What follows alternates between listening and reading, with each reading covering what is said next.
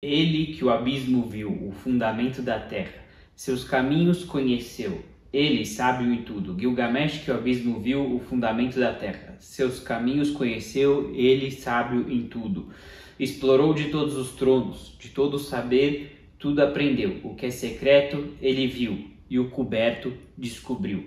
Trouxe isto e ensinou, o que antes do dilúvio era.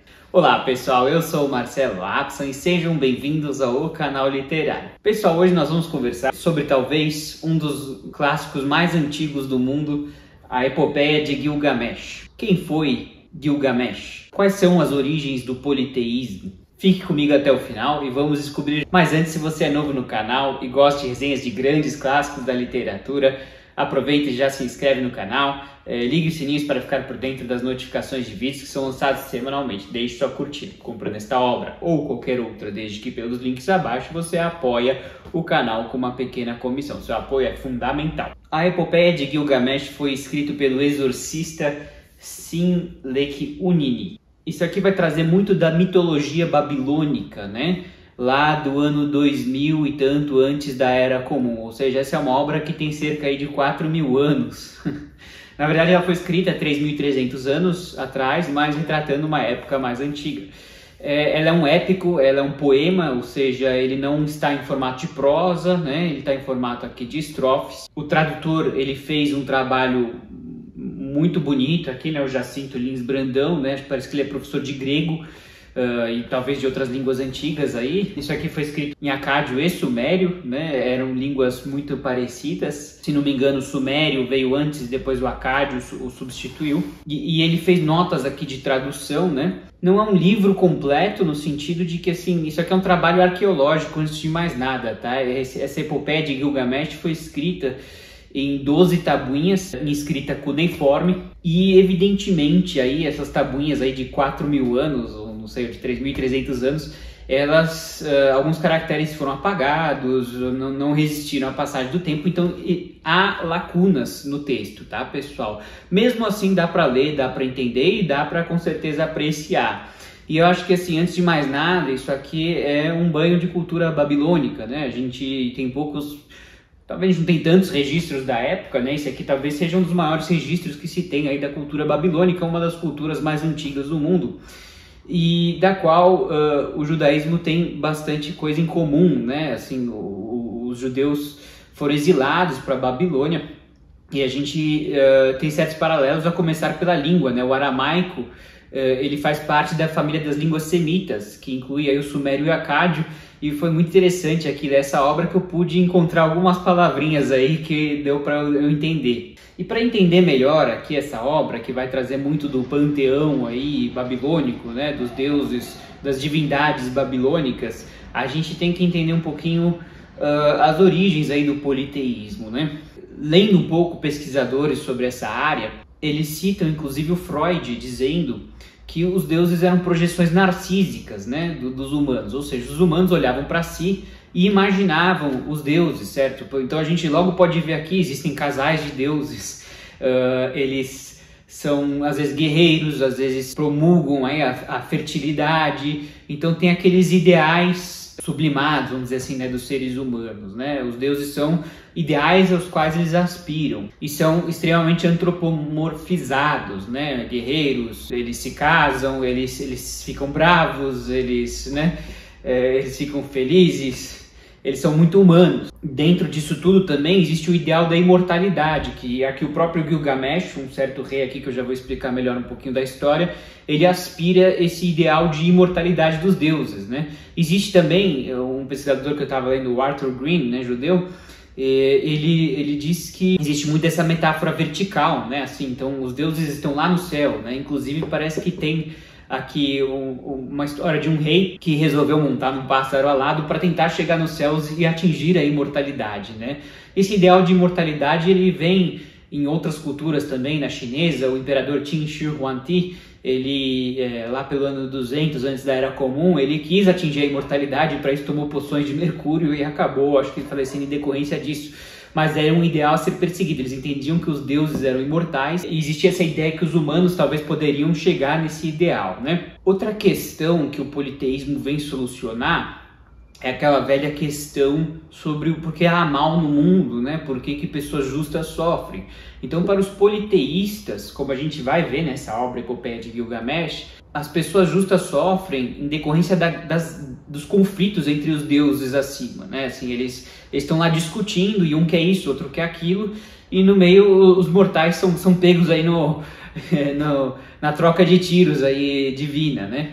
Então, essa é a explicação encontrada para os infortúnios. E também é óbvio que também há aí a idealização das forças da natureza, né? Assim, o sol, as montanhas, os rios, os mares, tudo são divindades, das quais, talvez pela sua grandiosidade física, assim também eles assumem que há uma grandiosidade espiritual. Já o monoteísmo soluciona essa questão do porquê há mal no mundo com a promessa de um paraíso ou de um fim de mundo onde as contas vão ser acertadas. E o niilismo entende que é assim mesmo e não há muito o que fazer. Enfim, são ideologias distintas, mas é interessante entender essas culturas primevas aqui, né, da Babilônia. Também Freud já diria que a gente pode entender as pessoas através dos mitos, né? A gente pode compreender melhor as civilizações através dos deuses dos quais eles criaram, né? O que eles aspiravam. Então, eu acho de todo modo, viu, pessoal, uma leitura muito interessante, antes de mais nada, para conhecer uma nova cultura, para entender melhor como eles pensavam, né? Então, sem mais delongas, aqui vamos entrar um pouquinho aqui nesse épico, nesse poema, a Epopeia de Gilgamesh. Então, Gilgamesh era um rei, e como era o costume na antiguidade, o rei era também uma divindade, né? E aqui tanto que diz que ele era 2/3 Deus e 1/3 humano. E aqui vai narrar as aventuras do Gilgamesh, né? E vai evidentemente explicar aí o panteão babilônico, vai falar aí dos diversos deuses e interessante os paralelos, né? Por exemplo, ele vai falar do Shamash, que é o sol, que também era uma divindade lá na época. Em hebraico ou em aramaico é Shemesh ou Shimsha. A gente vê a semelhança fonética, né? Yam, né? Mar também era uma divindade, Yam é mar em hebraico, em aramaico. A lua também era uma divindade, eles chamavam de Sin. Já em hebraico, Sin lua é Yareach, mas em aramaico é Sihara. Então é interessante aí as semelhanças, tem várias semelhanças, e os meses inclusive, né? Porque é sabido que a cultura judaica traz o calendário lunar com os nomes dos meses babilônicos. Então aqui ele vai falar do mês de Nissan, que é mais ou menos entre março e abril, da primavera, né? E para nós é Nissan, né? Para os judeus. E Tashrito, entre setembro e outubro, e para os judeus é o Tishrei. Então há aí várias semelhanças, afinal os judeus moraram anos e anos na Babilônia, é evidente que houve aí intercâmbios linguísticos. Então Gilgamesh era esse rei, digamos aí, 2/3 Deus, 1/3 humano, e aqui vai narrar assim, né, as proezas dele, a força dele. E eventualmente ele vai conhecer o seu amigo Enkidu e juntos eles vão aí embarcar em certas aventuras, em derrotar monstros divinos e coisas do gênero. E vão acontecer certas coisas que eu não vou falar aqui para não dar spoiler. Mas é interessante também mencionar que aqui há certas passagens familiares a nós leitores ocidentais. O homem sendo criado do barro é mencionado aqui, e também um dilúvio, né? Do qual há um sobrevivente que é o Utnapishtim. Ele é, vamos dizer, análogo a Noé, no sentido de ele ter salvo a humanidade, e no caso ele foi abençoado com a imortalidade. E o Gilgamesh ele vai justamente buscar esse Utnapishtim eventualmente para buscar a solução aí para a imortalidade. E existem aqui certos embates filosóficos. O Utnapishtim vai argumentar que não tem muita solução. Ele diz que a morte é inescapável, né? Vamos ler esse trechinho aqui. A humanidade é de que, como caniço no pântano, se lhe ceifa o nome. O moço belo, a moça bela, logo sua beleza leva à morte. Não há quem a morte veja, não há quem da morte veja a face. Não há quem da morte a voz ouça. A furiosa morte ceifa a humanidade. Chegada a hora, construímos uma casa. Chegada a hora, fazemos um ninho. Chegada a hora, os irmãos repartem. Chegada a hora, rixas há na terra. Então, enfim, ele vai aqui adiante, mas dizendo que a morte é uma realidade inescapável.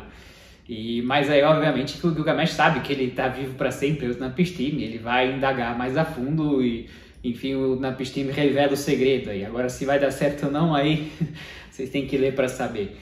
Mas, de novo, eu acho que assim, o interessante é adentrar, né, nesse universo aí, talvez muito desconhecido para nós, e entender as alegorias, né, as divindades como projeções narcísicas, né, das pessoas, e assim a gente pode melhor entender as aspirações dessa civilização antiga. Tanto eu gostei, tá, pessoal, que eu já comprei também um outro livro, né, sobre a criação do mundo aí, segundo o mito babilônico. Eu comprei em inglês, eu vou ver se tem uma versão em português, mas muito me interessou aí pelos paralelos linguísticos, enfim. Fica aqui a recomendação, tá, pessoal? De novo, não é uma obra completa, você vai encontrar lacunas aqui que sim vão dificultar a compreensão, tá, do texto, porque simplesmente não se encontraram aí as tábuas completas, né? É o que temos aqui, né? Parece que a arqueologia continua a trabalhar buscando aí preencher essas lacunas e quem sabe encontrar mais tábuas até, né? Não dá para saber se existem apenas essas 12 tábuas ou se existem mais tábuas. Mas essa aqui foi uma das obras mais traduzidas na antiguidade, né? Foi encontrada aí na Turquia, em várias regiões distantes aí da Mesopotâmia, né? Que seria hoje o atual Iraque. Então é interessante como essa obra foi traduzida aí na antiguidade, era bastante conhecida. Então, mas aqui de novo, né? Eu acho que assim, antes de mais nada, a pessoa que vai ler isso aqui deve abordar como um tratado arqueológico, psicanalítico talvez, né? Porque não de épocas passadas. Mas a pessoa que vai buscar assim uma história com começo e meio e fim, talvez vai se decepcionar um pouco. Existe aqui uma história, apesar das lacunas dá para entender, mas evidentemente ela vai ser mais simples, até pelo formato de poema. E pelas lacunas, né? E há repetições, né, que fazem parte aí de um poema, né?